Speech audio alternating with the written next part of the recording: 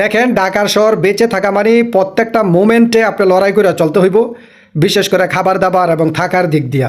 তো আমরা যারা মিডল ক্লাসের পরিবার বা যাদের আর্থিক অবস্থা তেমন একটা বেশি ভালো না, রিক্সা ভ্যান চালাই, ঠিক আছে, তারা কিন্তু কি খাবারটা নিয়ে থাকে এবং এখন বড় লোকরা ওই খাবারটা দেখাইয়া মাঝে মাঝে এখান থেকে ক্রয় করে থাকে।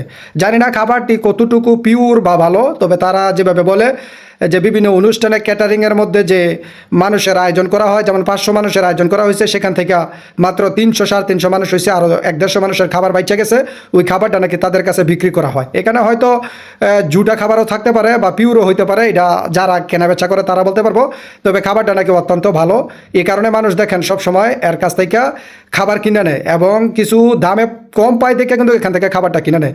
কারণ 1 কেজি গরুর মাংস কিনতে গেলে 750 থেকে 800 টাকা লাগে, আর আপনি এখানে 500 টাকা দা একবারে রেডিমেড রান্না করা মাংস পাই লইছেন, ময় মশলা এভরিথিং সহ, জাস্ট নিয়ে গরম করে খাইবেন। তো এই কারণে এটার প্রতি অনেক মানুষ ঝুঁকে দেখেন, সবাই কিন্তু কম বেশ নিতেছে। অ্যাকচুয়ালি আইডিয়াটা খারাপ না, অত্যন্ত ভালো, যেহেতু খাবারগুলো নষ্ট হওয়ার চেয়ে মানুষে খাইতেছে, এটা ভালো না, এদিক দিয়েও ওনারা কিন্তু বিজনেস হয়ে যেতেছে।